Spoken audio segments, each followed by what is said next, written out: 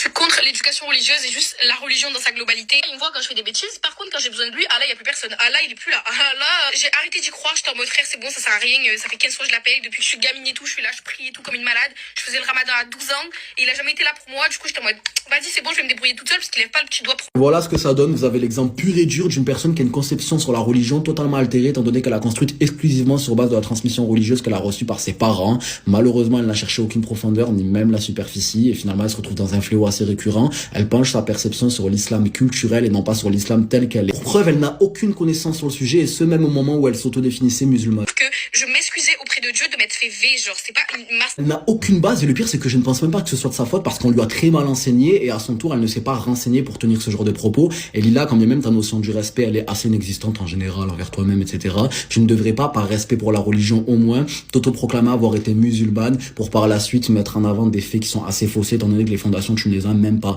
Tu peux orienter des gens vers un chemin qui est finalement déroutant. Je comprends pleinement que ce soit ton expérience, mais tu laisses un petit peu apparaître l'idée qu'en islam, si tu te fais V, il va falloir s'excuser. D'ailleurs, la notion du pardon, comme un peu tout le reste, je pense que tu l'as très mal comprise. Demander pardon, mais pardon à qui, genre? Pardon pourquoi? Pour m'être touché? Pardon pourquoi? Pour être sorti avec un garçon? Pardon pour... Genre, pardon pourquoi? Comprends une chose, c'est qu'en islam, il y a deux pôles concernant le pardon. Le premier, c'est lorsque tu causes du tort à quelqu'un, Allah ne te pardonnera jamais si la personne elle-même ne t'a pas pardonné de ce que tu lui as fait, donc tu dois te faire pardonner auprès de cette personne. Et puis le second, c'est lorsque tu te fais du mal à toi-même. Du mal, pourquoi? Parce que tout ce qui est haram, c'est-à-dire interdit, est totalement nocif pour toi, parce que ça te mène à des addictions, à un manquement à ta santé, à de la négativité, etc. Alors à ce moment-là, tu dois te faire pardonner en t'excusant à Dieu, parce que c'est une manière de se réparer. Allah est omnipotent, omniscient, il est partout, c'est la paix, l'amour, le bonheur, tout ce qui peut arriver de positif, il est plus proche de toi que ta jugulaire. Donc d'une certaine manière, lorsque tu demandes pardon à Dieu, c'est prendre conscience du fait que tu as eu un écart envers toi-même, envers tes valeurs, et c'est une manière justement d'avoir le cérébral nécessaire pour ne pas réitérer ce que tu as fait. C'est de ça qu'il s'agit lorsqu'on demande pardon à Dieu.